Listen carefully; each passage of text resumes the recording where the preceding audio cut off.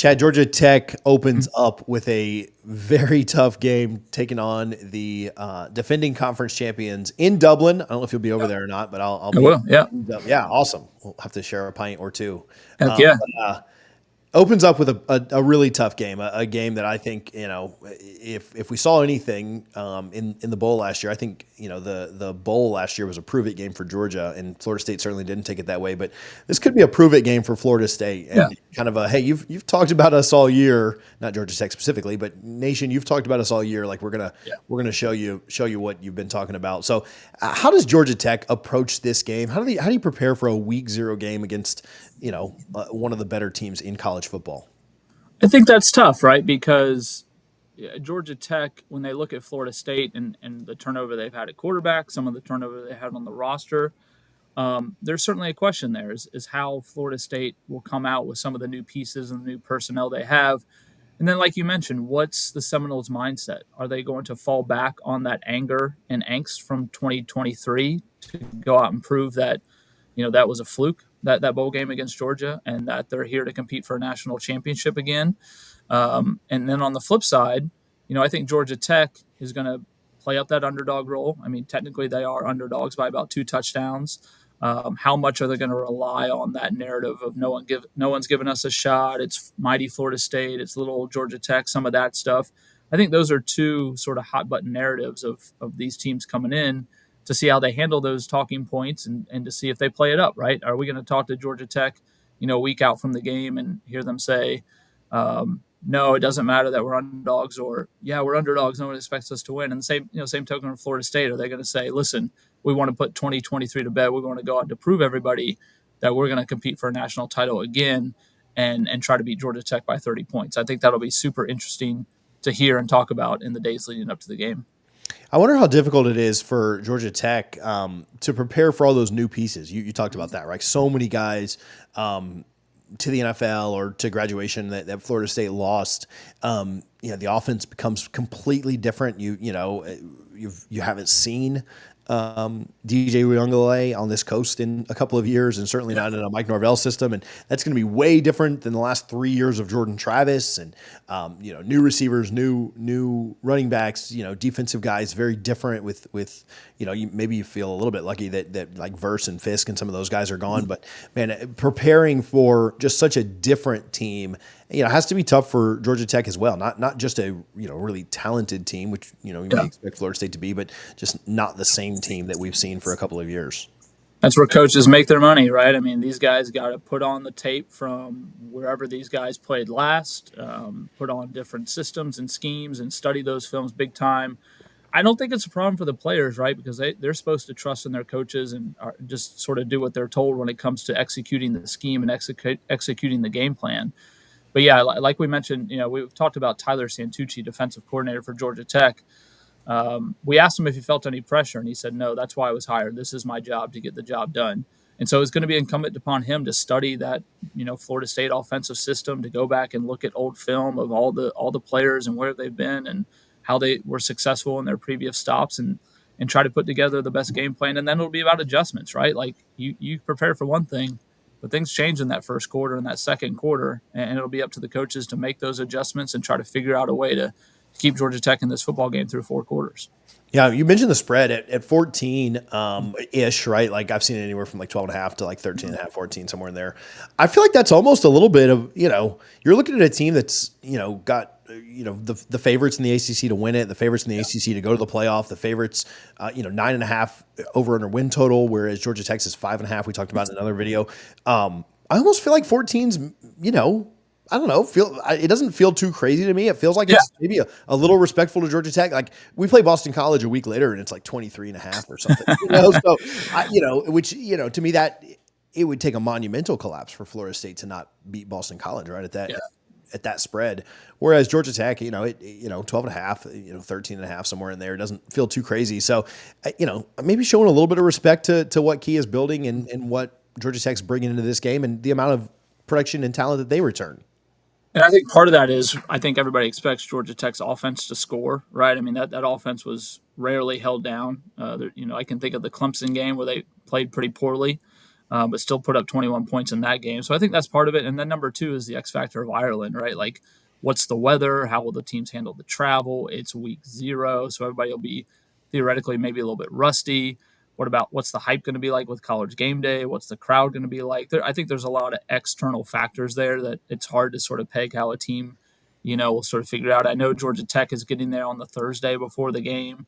Will they be able to adjust to that time difference and playing over there? And same thing with Florida State. How will they adjust to that new environment? So I think that's probably part of it too. If this was maybe in Atlanta or maybe Tallahassee or maybe stateside, maybe the spread would be, I don't know, maybe closer to 17-20, right? I don't know. So I think that's part of it too, is playing foreign soil in a foreign stadium.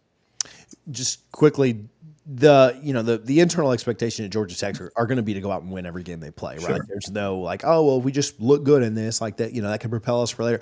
Well, Yeah. what is the fan mood? What is is the mood of the fans like, hey, we can really go and knock them off, or is it kind of like, man, why did they have to give us Florida State to start this thing out? No, I think it's exciting for the fans. I think, and I think you'll see a good turnout from Georgia Tech fans over there. I mean, I think if Georgia Tech was playing, I don't know, a MAC team or a Sun Belt team in Dublin, I don't know if the hype would be as big. I think it's super exciting to be able to play, the defending champs over in Dublin. I think there's some real hype there, and I think there's a belief around Georgia Tech fans that because this is in Dublin, because this is on a neutral site, that maybe crazy things do happen, and it gives Georgia Tech even more of a chance than say, hey, going down to Tallahassee or worrying about this game being in Atlanta and a Seminole invasion, right, coming into Bobby Dodd. So I think that helps Georgia Tech fans out in their belief that saying, hey, it's week 0, let's lay it on the line. Maybe Florida State has a bad game, maybe they're rusty, and maybe the Yellow Jackets can pull this one off with everything they got coming back. Florida State fans won't want to hear this, but Florida State was an underdog the last 2 years to open up the season against LSU. So certainly underdog. It wasn't 2 touchdowns, but certainly underdogs can win in this spot. Hey, I'll interrupt you. I mean, Georgia Tech loves this underdog thing. I mean, Brent Key loves it too. Like, it's sort of like the Georgia Tech background. Like, you're an academic school. You're not expected to win at a high level. Nobody expects you to beat the big boys. I don't think there's any doubt they're going to relish this underdog opportunity and to go out there and play, pretty much the best team in the league and see how they match up. Yeah. What is the toughest place that you could see Florida State struggling with? The biggest advantage that Georgia Tech has in this matchup is maybe the easiest way to ask that. I think it's Georgia Tech's offense. I mean, they got pretty much everybody back. Quarterback, running back, all their wide receivers, 4 or 5 starting offensive linemen.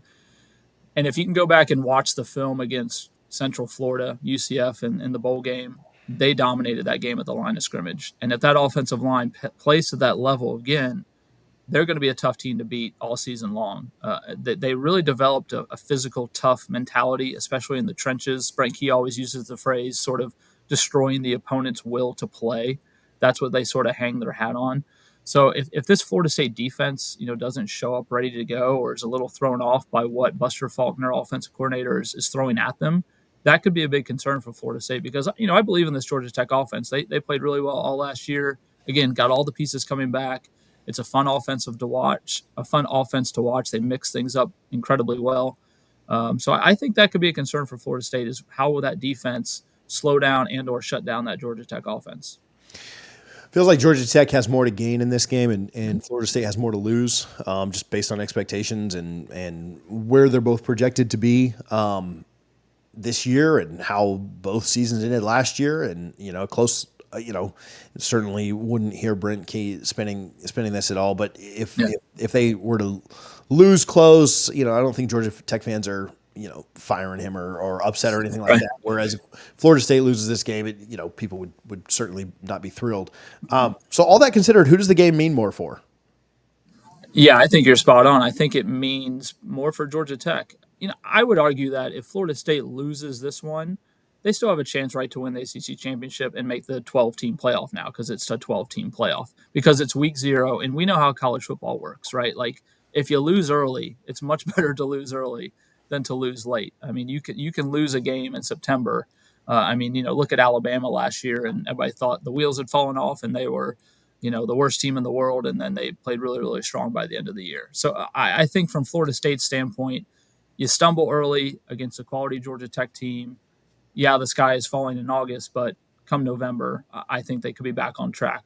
Whereas if Georgia Tech loses this game, everybody says, okay, well, we weren't supposed to beat the defending ACC champs. We gave our best shot. Let's come back and regroup and try to make a run toward postseason and a bowl game. So that's sort of how I view this one going in.